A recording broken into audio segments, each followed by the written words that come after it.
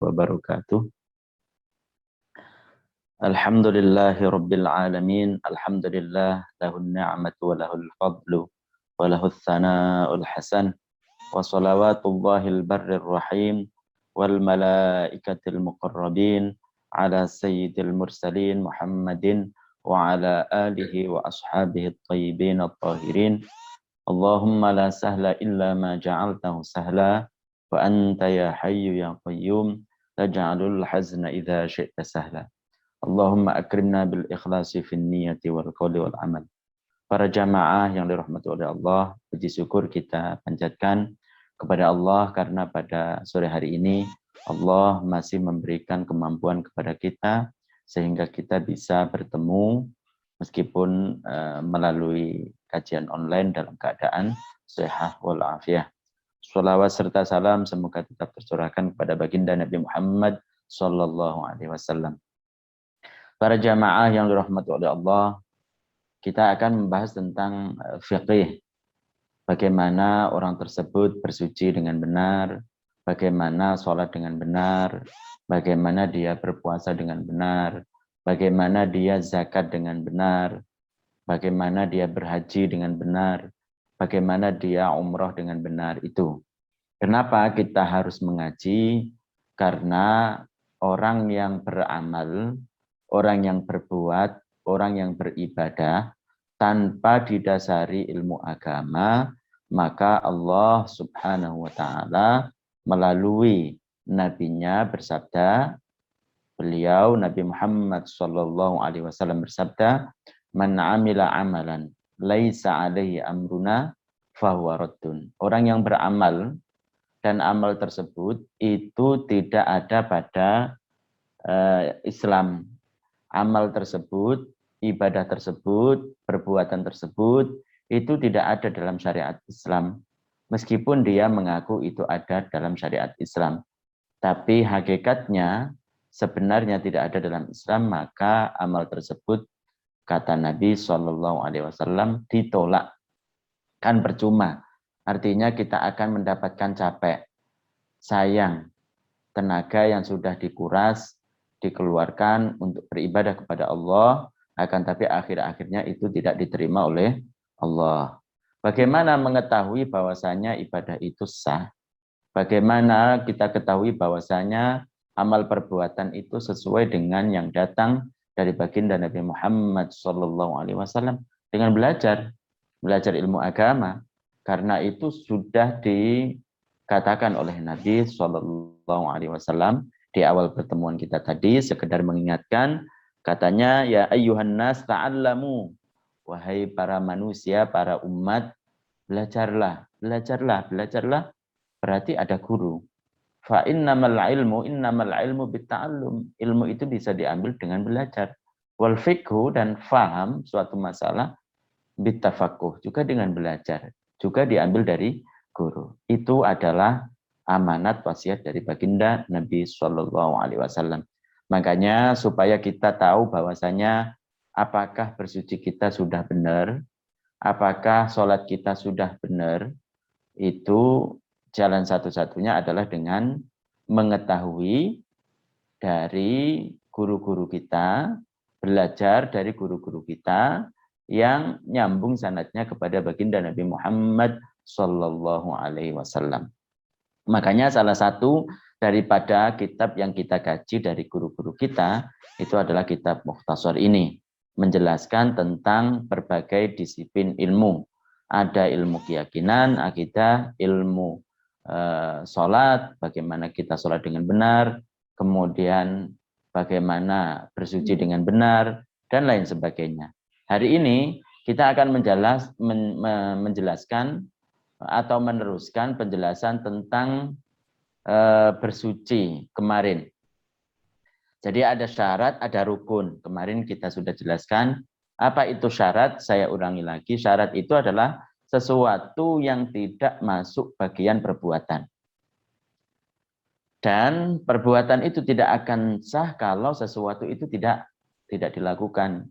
Seperti apa? Seperti mengetahui waktu, nisbatnya sholat, seperti bersuci, wudhu, dinisbatkan sholat. maka kita harus memenuhi syaratnya. Itu adalah syarat sesuatu yang tidak masuk bagian perbuatan. Dan perbuatan itu, kalau kita contohkan sekarang perbuatan itu sholat, tidak akan sah kalau sesuatu itu tidak dikerjakan. Sesuatu di sini macam-macam, ada yang wudhu, ada yang bersuci, ada mengetahui waktu sholat dan lain sebagainya. Kemudian kalau rukun itu masuk bagian. Seperti yang kita contohkan sholat, bagian sholat itu adalah sujud, bagian sholat itu adalah rukuk, bagian sholat itu adalah tahiyat akhir. Nanti kita jelaskan rukun-rukunnya. Itu juga sama dengan syarat, kalau tidak dikerjakan, dilakukan, maka juga tidak akan sah perbuatan tersebut. Maka dari itu, supaya kita, ibadah kita, kemudian perbuatan amal baik kita diterima oleh Allah, maka harus mengetahui syarat rukunnya. Untuk mengetahui syarat rukunnya tentu dengan belajar. Jadi kemarin kita sudah menjelaskan cara mengetahui masuk waktunya sholat. Bagaimana waktu zuhur itu dimulai dan berakhir. Bagaimana waktu asar itu mulai dan berakhir. Bagaimana waktu maghrib itu dimulai dan berakhir. Bagaimana waktu isya juga dimulai dan berakhir. Waktu subuh juga. Dan kemarin juga kita jelaskan, bagi orang yang muslim sudah balik, wajib dan suci. Suci yang dimaksud kemarin adalah suci dari haid dan nifas, bukan suci dari najis. Makanya kalau orang masih dalam keadaan najis, artinya dia berak, ataupun dia kena najis yang tidak dimaafkan, maka dikatakan kepadanya wajib sholat. Tapi kalau kepada orang yang haid atau nifas tidak wajib sholat. Makanya disyaratkan bagi siapa? Bagi orang yang suci dari haid dan nifas, kemudian muslim balik, untuk melakukan sholat-sholat tersebut pada waktunya. Tidak boleh mengawalkan, tidak boleh melakukan sholat sebelum waktunya, tidak boleh diakhirkan dari waktunya kecuali karena uzur. Kemarin kita sudah jelaskan. Uzur, kalau uzur boleh. Kenapa? Karena kalau melakukan sholat sebelum waktunya maka tidak akan sah. Masih belum gugur kewajibannya. Masih harus dia itu melakukan sholat, harus sholat lagi karena tidak dianggap ibadahnya. Lah bagaimana orang tersebut itu bisa sholat tepat waktu di dalam waktu? Ya harus tahu sholat waktunya kapan mulai, sholat kapan waktunya berakhir, harus tahu. Kemarin sudah kita jelaskan. Itu. Kemudian kita akan melanjutkan. Di sini agak, kalau menurut saya sih agak butuh konsen. Konsen. Makanya jangan, konsen kita jangan sampai terganggu. Karena ini sangat butuh kefahaman. Apalagi juga orang-orang yang haid. Di sini dijelaskan kata pengarang ini, apabila datang penghalang, sholat seperti haid, ada perkara yang menghalangi sahnya sholat. Ada yang menghalangi perkara tersebut, itu menghalangi sahnya sholat. Menghalangi kewajiban sholat. Seperti apa? Seperti haid. Ketika orang tersebut itu haid, maka ketika dia itu beribadah, maka tidak akan sah sholatnya. Dan juga tidak wajib bagi dia, bagi perempuan tersebut, karena itu adalah haid. Apabila datang haid tersebut, apabila datang semisal haid, seperti apa? Seperti gila. Seperti apa lagi? Seperti pingsan. Gila, pingsan, haid, dan nifas. Maka apa? Setelah berlalu masa waktu sholat, yang memungkinkannya mengerjakan sholat dalam rentang masa tersebut, katanya, dan dengan ditambah masa untuk bersuci, bagi yang memiliki semisal penyakit salas, keluar air kencing terus-menerus, maka orang tersebut harus mengkodok sholatnya. Jadi begini, dalam pembahasan ini ada istilah orang tersebut itu sehat, ada istilahnya itu orang itu sakit. Istilah doang. Sehat itu maksudnya seperti kita, tidak mempunyai penyakit beser. Tidak mempunyai penyakit beser, penyakit yang orang itu kalau kencing terus-menerus tidak bisa berhenti kan. Kemudian seperti orang yang istihadah, dia mengeluarkan darah tapi tidak memenuhi persyaratan haid mengeluarkan darah, maka dia juga wajib. Jadi ada waktu-waktu tertentu bagi dia untuk bersuci. Bagi siapa? Bagi orang yang beser, orang yang istihadah. Kapan waktunya bersuci? Waktunya adalah setelah masuknya waktu. Di sini dijelaskan, perlu diperhatikan, ketika waktu masuk, waktu zuhur umpamanya. Kemarin waktu zuhur kita ketahui bahwasanya kapan masuknya waktu zuhur itu ketika matahari sudah bergeser dari tengah langit menuju ke barat. Atau ketika bayangan suatu benda itu memanjang dari waktu istiwa, bergeser dari waktu istiwa. Waktu istiwa itu apa? Waktu yang menjelaskan menjelaskan bahwasanya matahari itu ada di tengah langit. Ketika waktu sudah masuk, ketika matahari sudah bergeser ke tengah langit, dari tengah langit menuju ke barat maksudnya, sudah masuk, kemudian datang manik, datang perkara yang menghalangi kewajiban sholat atau menghalangi keabsahan sholat, seperti haid ataupun gila. Maka bagaimana dia? Apakah wajib untuk mengqadha sholat ketika maniknya, penghalangnya ini sudah hilang? Ini pertanyaan yang akan dijelaskan di sini. Jadi ketika orang tersebut katakan waktu zuhurnya itu jam 12. Jam 12. Ketika matahari sudah bergeser itu jam 12 karena kita tandai. Kemudian setelah 5 menit dia gila. Dia pingsan, opname. Dia haid. Dia nifas. Bagaimana dengan, kan belum sholat dia, belum sholat. Kemudian setelah itu dia sembuh. Sembuh dari perkara-perkara yang menghalanginya sholat. Bagaimana? Apakah wajib mengqadha sholat? Apa tidak? Kita lihat. Katanya, jika orang tersebut itu adalah orang yang sehat. Orang yang sehat apa tadi? Orang yang tidak punya penyakit beser, orang yang tidak istihadah. Seperti kita. Maka kalau berlalu dari masuknya waktu sholat jam 12, sampai datangnya penghalang itu, sekira memuat untuk melaksanakan sholat, tentunya dia belum sholat, maka ketika manik atau penghalang sholat tersebut itu hilang, maka wajib untuk mengqadha sholat. Paham nggak ini? Dari sini dulu.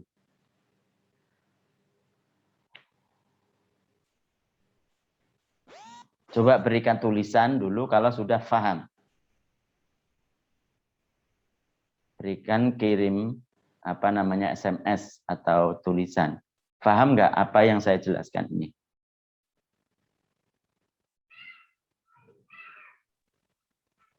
Saya ulangi lagi. Permasalahan pertama adalah, jadi harus tahu istilah orang yang sehat, orang yang sehat dan orang yang tidak sehat. Orang yang sehat itu seperti kita, bukan beser, bukan istihadah. Orang yang tidak sehat itu orang yang istihadah bagi perempuan, orang yang beser bagi perempuan ataupun laki-laki. Di sini nanti ketika penghalang itu datang, penghalang itu apa? Penghalang itu semisal haid. Penghalang untuk melakukan sholat. Penghalang itu seperti nifas, seperti pingsan. Pingsan ataupun gila. Kemudian masuk waktu sholat. Waktu sholat kita kira-kirakan jam 12. Lah, berlalu dari jam 12, 12,5, 12 lebih 5, apa? Penghalang datang sebelum sholat dia. Penghalang datang yaitu atau dia haid, kemudian atau pingsan ketika itu, atau dia gila, ataupun nifas ketika itu. Lah nanti dilihat ketika penghalang ini sudah hilang, sudah sembuh kembali dari gila, sudah berhenti daripada haid ataupun nifas, ataupun sudah sembuh dari pingsannya, sudah sadar kembali, apakah wajib bagi dia? Kan dia tadi belum sholat. Apakah wajib ketika dia sadar kembali untuk sholat? Dilihat dulu, orangnya ini sehat atau penyakit. Kalau umpamanya dia itu sehat, maka cara menghitungnya begini, sehingga dia itu wajib qadha atau tidak.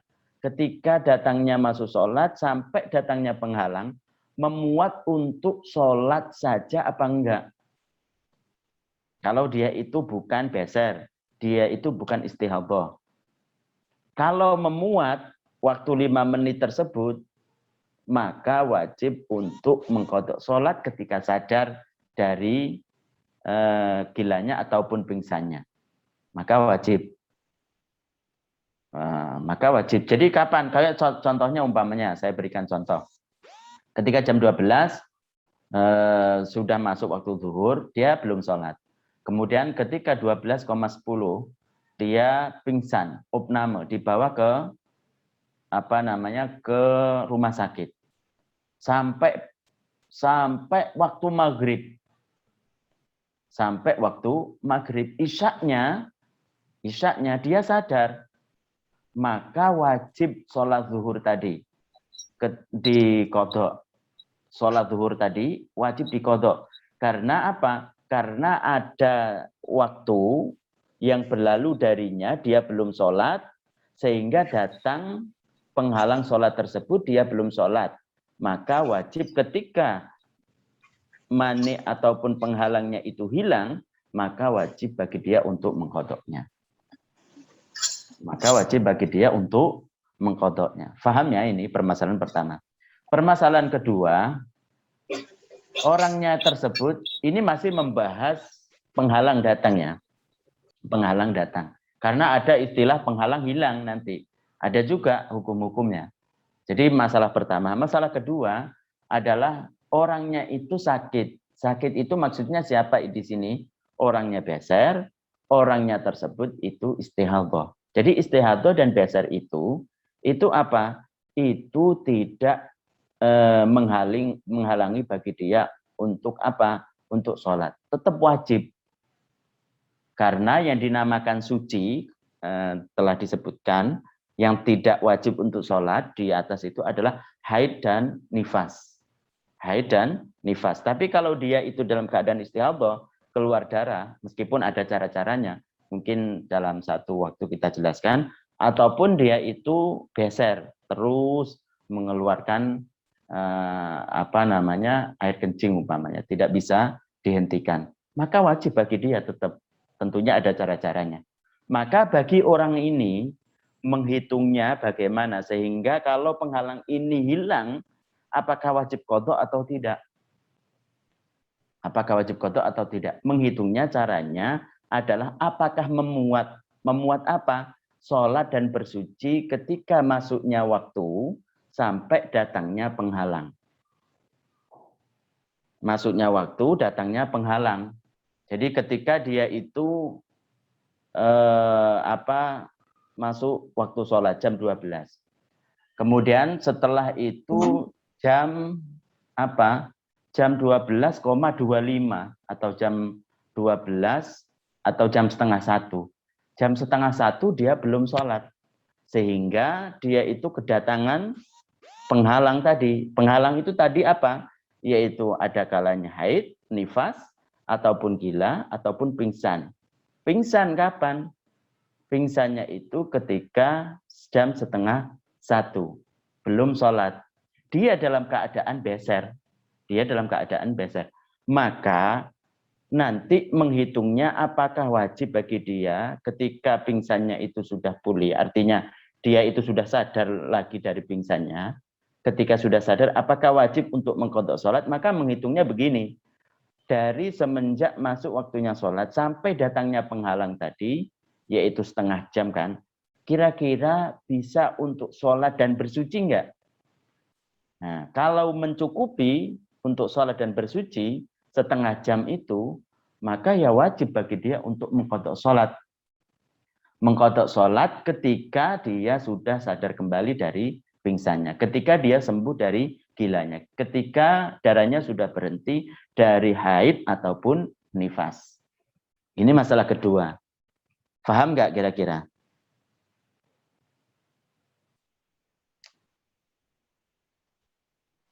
Jadi yang kedua ini bagi siapa? Alhamdulillah. Bagi yang kedua ini adalah bagi orang yang sakit. Sakit di sini bukan sakit apa demam begitu, tapi yang di sini adalah maksudnya adalah orang yang beser ataupun istihadhah. Jadi ketika masuknya waktu dan datangnya penghalang tadi, itu menghitung cukup apa enggak untuk sholat dan bersuci. Bersuci di sini yang dimaksud itu adalah wudhu. Wudhu. Kemudian habis itu atau dia tayamum kalau enggak wudhu karena dia itu sakit atau gimana, maka tayamum. Kemudian habis itu istinja.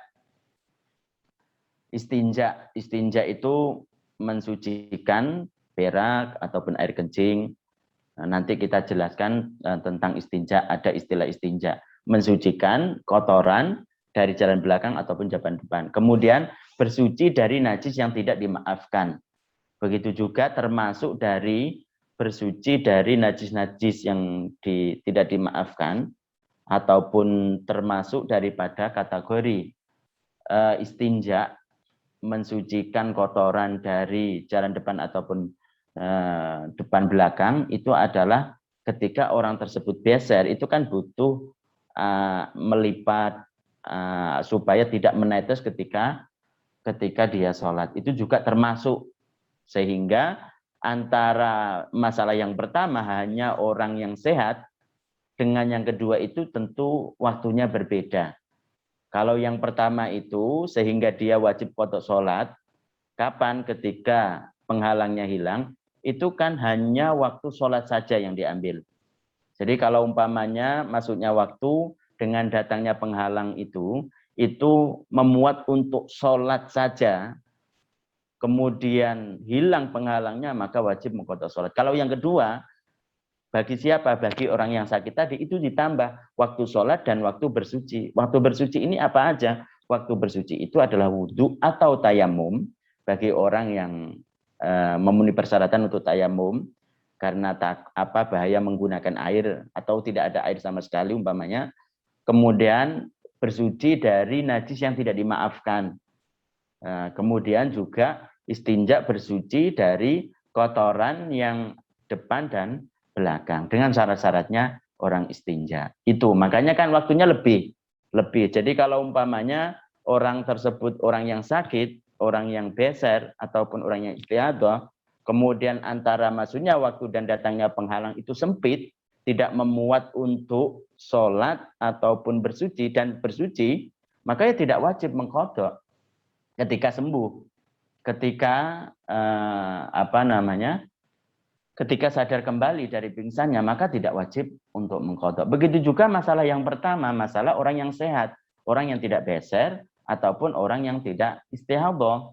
Maka kalau tidak memuat untuk sholat saja, seperti umpamanya ketika masuknya waktu 2 menit berikutnya atau 1 menit berikutnya datang penghalang, haid, darahnya keluar lagi, kemudian pingsan umpamanya, gila, begitu datang, kan itu tidak memungkinkan untuk kita sholat 1 menit itu. Secepat apapun orang itu, kalau sholat 1 menit itu enggak mungkin. Maka ketika penghalangnya itu hilang, maka tidak wajib untuk sholat. Kenapa? Karena antara masuknya waktu dan datangnya penghalang itu tidak ada waktu memuat untuk sholat saja bagi siapa? Bagi orang yang sehat. Kalau orang yang dasar tadi, orang yang sakit, itu tidak memuat waktu antara masuknya penghalang, masuknya waktu dan datangnya penghalang, itu tidak memuat untuk apa? Untuk melakukan sholat dan melakukan bersuci. Sehingga ketika penghalang itu hilang, tidak wajib untuk mengqadha. Tidak wajib mengqadha. Paham ya kira-kira?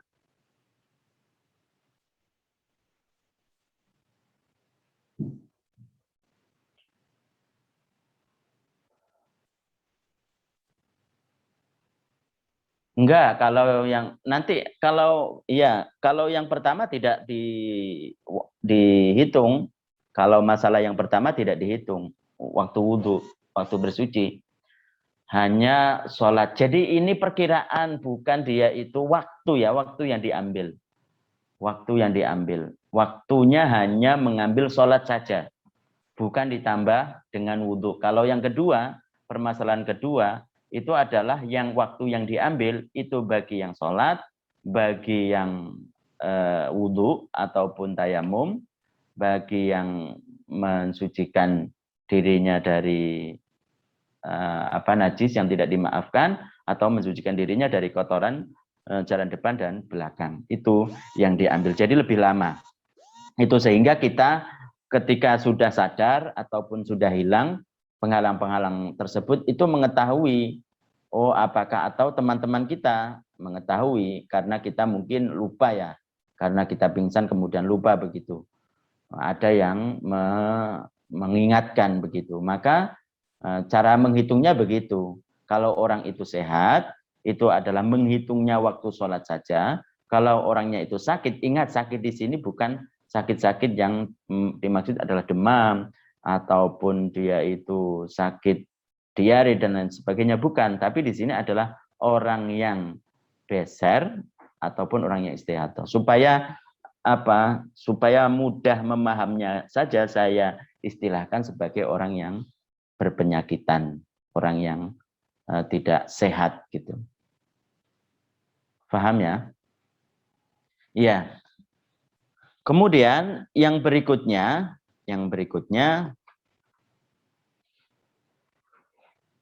kalau yang pertama menjelaskan tentang datangnya penghalang. Pertama, yang kedua ini hilang penghalang. Atau apabila penghalang sholat telah hilang dan tersisa masa antara waktu saat ia berada dengan waktu sholat berikutnya dengan seukuran bacaan takbir Allahu Akbar, maka ia pun wajib melaksanakan sholat yang ada pada waktu hilangnya penghalang itu. Jadi kalau yang berikutnya, permasalahan berikutnya adalah hilangnya penghalang. Kalau tadi kan datangnya penghalang. Kalau ini adalah hilang, sembuh kembali. Sembuh kembali, sadar kembali. Itu berhubungan dengan itu. Maka itu dilihat kapan dia sadar, kapan dia itu sembuh, kapan berhenti dari keluarnya darah. Kalau di dalam waktu, ingat di dalam waktu, dan masih ada tersisa waktu seukuran hanya membaca takbir sekali. Allahu Akbar. Berapa detik? Paling 2 detik paling, atau 3 detik kan. Maka kalau ada masih sisa waktu untuk hanya membaca takbir sekali, apalagi 2 kali, apalagi 3 kali, apalagi 4 kali, maka wajib dia mengqadha sholat itu. Sholat di mana dia berhenti, sembuh, berhenti dari darah, maksudnya sembuh dari gilanya, kemudian sadar dari pingsannya, di mana dia berhenti dari keluarnya darah, maka wajib bagi dia untuk mengqadha sholat di mana darahnya berhenti ataupun di mana dia sadar kembali. Wajib, karena kalau menemukan waktu untuk hanya takbir sekali. Jadi kalau umpamanya bagi orang tersebut ya, dia itu datang penghalang. Kemudian sembuhnya kapan? Sembuhnya dari gila. Sadar lagi dari pingsan. Kapan? Sebelum maghrib. Atau sebelum sebelum isya. Atau sebelum subuh lah. Sebelum subuh kurang 1 menit. Saat subuh itu masih menemukan waktu isya. Atau menemukan waktu subuh maksudnya. Menemukan waktu subuh. Waktu subuh itu kapan? Waktu subuh itu kan mulai dari terbitnya fajar shodiq sampai terbitnya matahari. Bulatan matahari kan. Sebelum bulatan matahari itu muncul, kurang berapa? 1 menit. Kurang 1 menit kan berarti bisa untuk takbir sekali. Kan berarti cukup kan? Maka wajib bagi dia untuk apa? Untuk mengkodok sholat itu. Sholat apa? Sholat subuh. Karena dia sadar kembali dari pingsan ketika waktu subuh dan menemukan waktu subuh itu hanya membaca takbir sekali. Karena dia menemukan 1 menit. 1 menit itu kan bisa untuk takbir sekali. Bahkan 2 kali, 3 kali mungkin bisa. Begitu. Maka wajib untuk mengkodok sholat itu. Meskipun kalau dia itu wudu dan lain sebagainya itu kan nanti ada di luar waktu subuh, maka tetap wajib sholat subuh itu tetap wajib dikerjakan. Paham nggak ini permasalahan berikutnya? Jadi permasalahan berikutnya itu adalah menjelaskan tentang hilangnya penghalang. Ukurannya apa? Pertama, ukurannya di dalam waktu.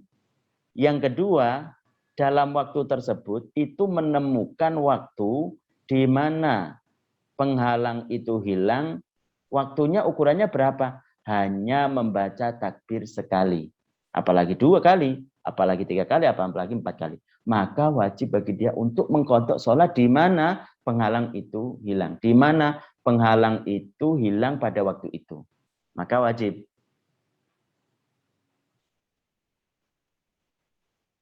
Paham ya? Harus pelan-pelan karena ini penting ini. Harus pelan-pelan.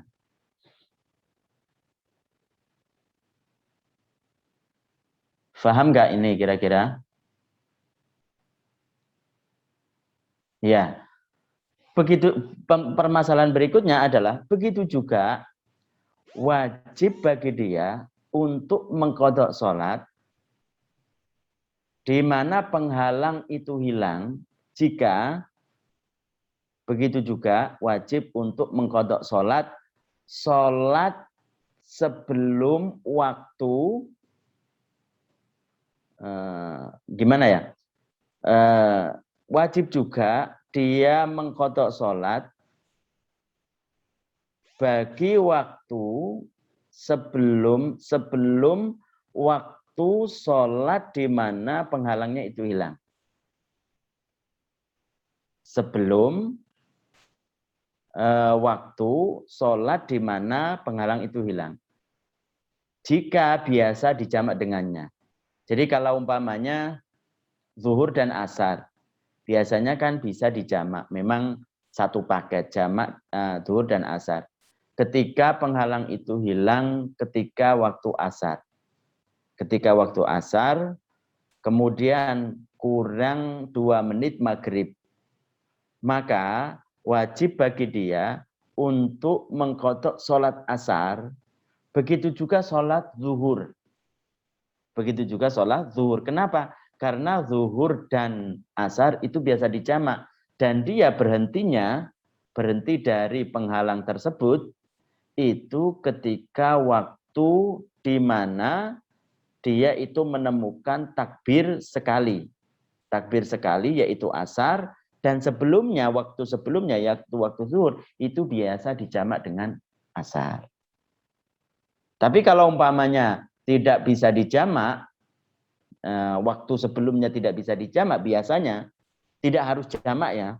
Biasanya itu dalam safar itu dijamak, maka hanya waktu di mana penghalang itu hilang yang wajib diqodho. Kayak umpamanya zuhur. zuhur dengan waktu sebelumnya apa? Subuh. Dia itu penghalang hilangnya itu ketika waktu zuhur. Jadi asar kurang 2 menit kan menemukan waktu untuk takbir sekali. Maka wajib bagi dia untuk mengkodok sholat zuhur saja. Subuh bagaimana? Enggak. Subuh dengan zuhur kan enggak satu paket.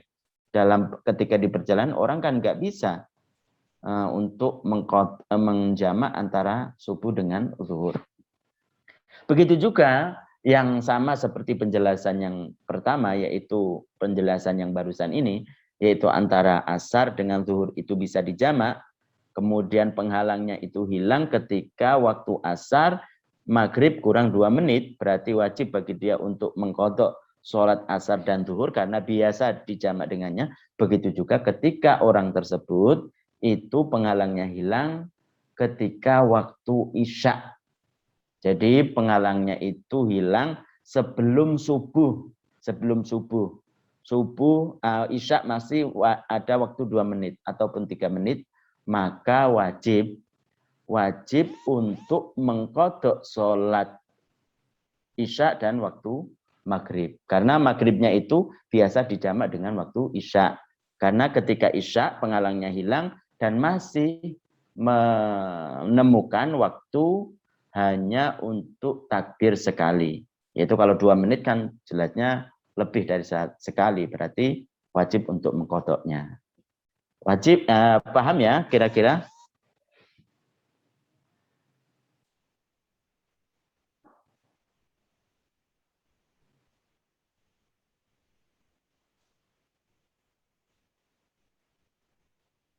Paham insya Allah.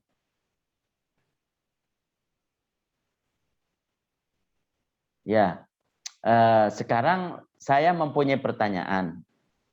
Dijawab di tulisan saja dulu. Tulisan. Siapa yang bisa, berarti dia insya Allah pertama diniatkan karena Allah subhanahu wa ta'ala. Kemudian saya biar yakin bahwasanya kalian memang paham. Seandainya ada seorang yang pingsan. Pingsan hari Ahad. Hari Ahad jam berapa? Jam 8. Waktu duha.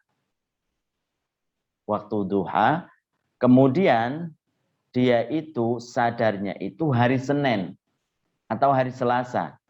Pingsan hari Ahad jam 8 karena apa enggak tahu, karena nabrak atau gimana. Pingsan dia kapan?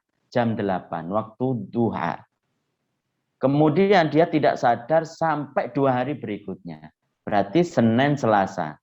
Selasanya jam 2 itu berarti apa? Dia itu jam 2 itu bagi daerah yang menemukan waktu zuhur. Pada waktu itu kita anggap waktu zuhur. Asarnya kurang lebih jam 3 lah, kita anggap jam 3. Pertanyaannya adalah, jadi sembuhnya kapan?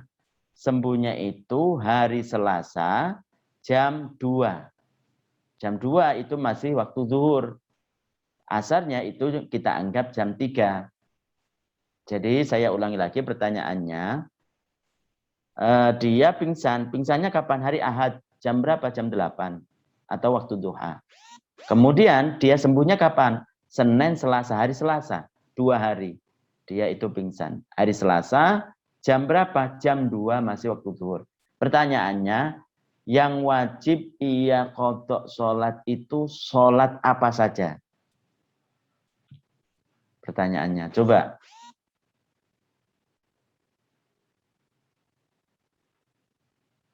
Bisa enggak?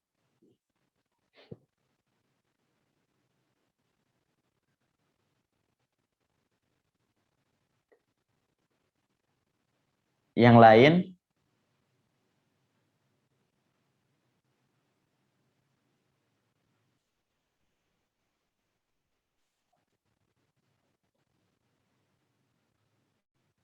Ya, benar. Jadi yang wajib itu hanya zuhur saja, hari Selasa. Kenapa? Karena dia menemukan waktu di mana dia bisa baca takbir sekali. Sholat sebelumnya yaitu waktu subuh enggak wajib. Kenapa? Karena tidak biasa dijamak. Begitu juga ketika penghalang itu datang yaitu waktu zuha, waktu jam 8, maka tidak wajib. Kenapa? Karena di luar waktu. Sekarang pertanyaan yang kedua, yang terakhir ini udah. Dia setengah jam berapa ya? Jam 1 hari Jumat. Hari Jumat jam 1 dia datang penghalang. Datang penghalang, entah itu keluar darah ataupun dia pingsan umpamanya. Pingsan, kemudian sadarnya itu ketika Sabtu depannya. Pingsan 1 minggu sampai Sabtu depannya. Sabtu depannya pingsan kapan? Yaitu waktunya ketika asar. Asarnya jam 5. Jadi kita anggap maghribnya itu jam berapa? Jam 6. Kita anggap maghribnya itu jam 6. Jadi hari Sabtu jam 12:30 dia pingsan. Enggak sadar-sadar. Seminggu lagi, hari Sabtunya lagi, itu apa? Dia itu sadar kapan? Waktu asar. Jam berapa? Jam 4 atau jam 5. Maghribnya jam 6. Maka pertanyaannya, sholat apa sajakah yang wajib untuk diqodho bagi dia? Terakhir ini.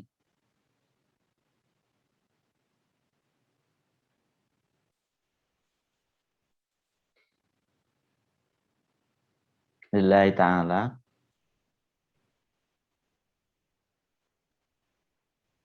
Sholat asar di waktu hari Sabtu yang dia sadar.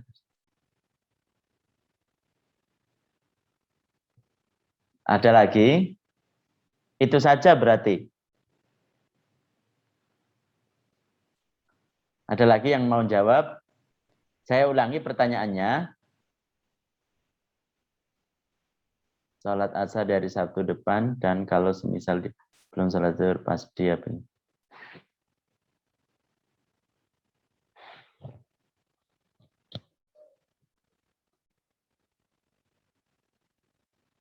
Bentar saya lihat chatnya.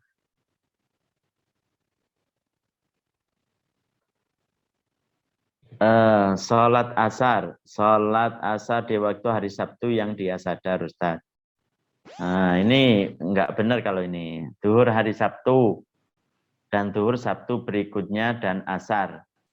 Nah, ini benar ini. Zuhur hari Sabtu dan zuhur Sabtu berikutnya dan asar. Ini benar. Sholat asar di hari Sabtu depan.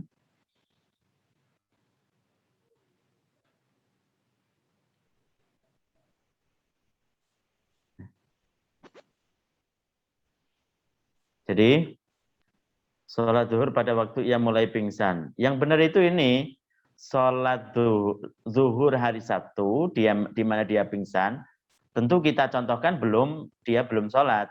Zuhur Sabtu berikutnya dan asar. Iya, ini yang benar. Jadi, hari Sabtu ketika dia pingsan, karena apa? Karena 12:30 itu, 12:30, baik orang yang sakit ataupun sehat itu kan kemungkinan bisa untuk bersuci kan, bisa bersuci, memuatlah untuk sholat untuk bersuci kan, setengah jam atau butuh lagi 1 jam umpamanya bagi orang yang tidak sehat. Tergantung ini kalau yang ketika datangnya penghalang. Kalau umpamanya dia memuat untuk orang yang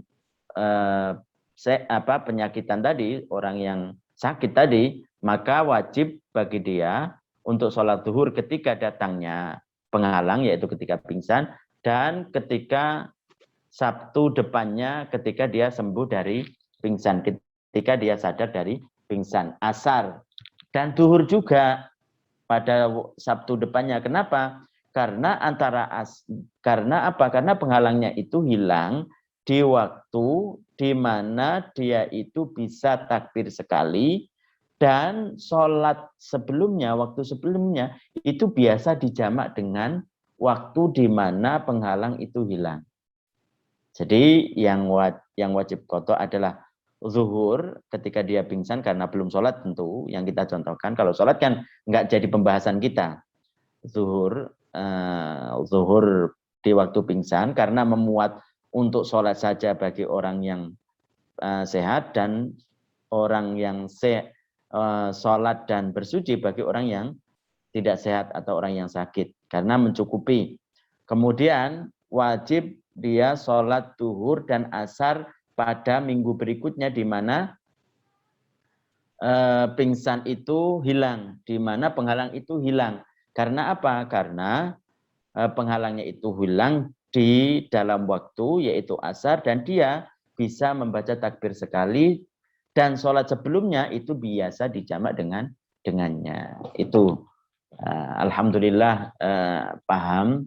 Semoga kita termasuk orang-orang yang dikehendaki oleh Allah Subhanahu wa taala untuk paham tentang agama sehingga ini adalah tanda-tanda Allah menghendaki kebaikan kepada kita dan sehingga Allah menghendaki kita untuk masuk surganya. Amin amin ya rabbal alamin. Untuk hari ini mungkin itu saja yang bisa kami sampaikan. Kurang lebihnya mohon maaf. Saya akhiri. Wassalamualaikum warahmatullahi wabarakatuh. Kita baca tahlil la ilaha illallah.